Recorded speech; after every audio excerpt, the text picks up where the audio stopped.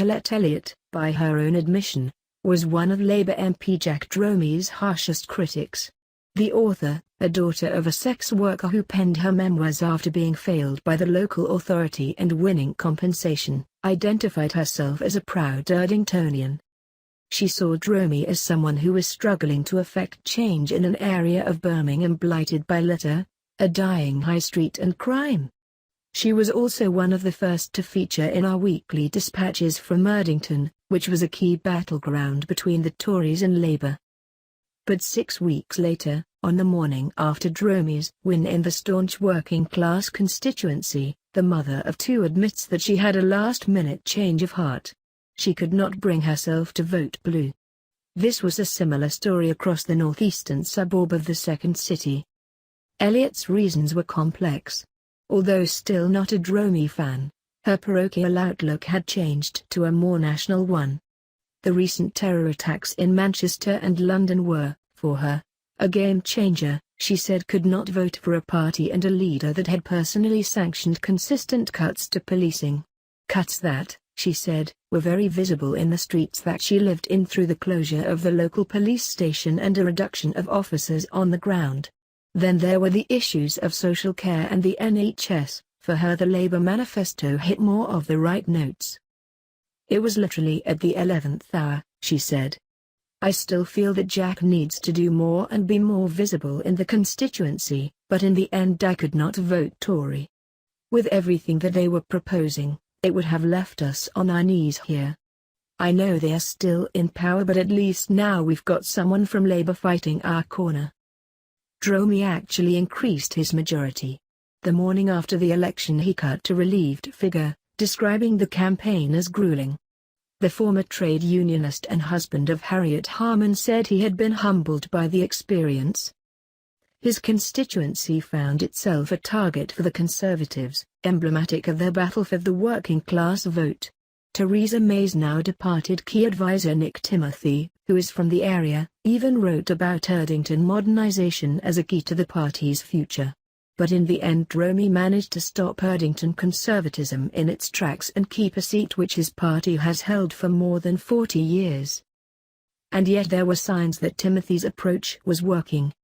When I first arrived in the constituency I found many people were, for the first time in their life, considering voting Tory. But just as a faltering national campaign led by Timothy and May lost its way, the brand of Erdington conservatism also ran out of steam.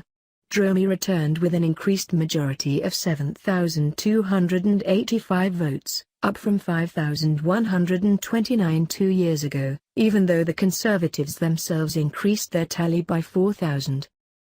I feel humbled by the extent of local support for me, Dromey said. I have been working hard for this constituency now for 7 years and I am totally devoted to the people here. What I saw over these past few weeks was a definite shift taking place. Dromey, who has been criticised for being an MP that was parachuted into a safe seat and not spending enough time in his constituency, he normally spends 3 days a week in Erdington, said there was no substitute for speaking to people on the doorstep. He said the Tories were hoping it would be a Portillo moment, in which a frontbencher would be humiliated in a decisive vote, but did not turn out that way. The people of Erdington, who may be some of the poorest in the country, are rich in talent. And they are fundamentally decent, which was evident in the way that they voted in this election. May's team were quick to pick up on the disaffection in Erdington, and during her campaign she crisscrossed the West Midlands in the hope of clawing seats for her party in these Labour heartlands. And when you keep stepped aside, it was thought to be a highly winnable constituency for the Tories. Advertisement. For history and politics teacher and father of 2 James Griffiths, this had been a good lesson for the Labour Party in the area. It had, he said, become complacent in a seat which had never before been represented by another party. Jack faced a backlash at first because people want change and it was not happening. They wanted more commitment from him, to get his hands dirty in the grassroots issues of homeless people, the dying high street and litter.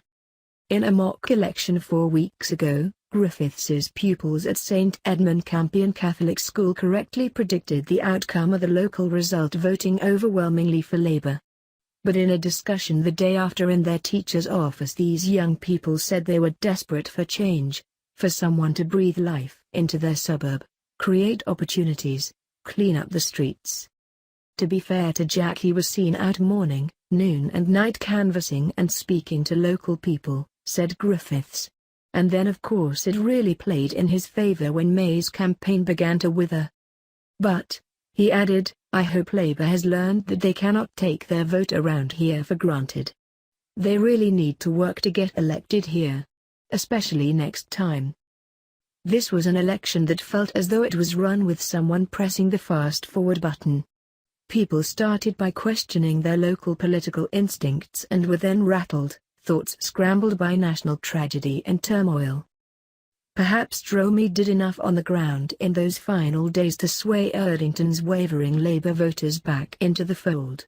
Maybe it was the wheels coming off the May bandwagon, with Jeremy Corbyn and his manifesto rising from the ashes as a credible alternative to yet more austerity cuts. In the end, Erdington stuck with what it knows, and stayed red.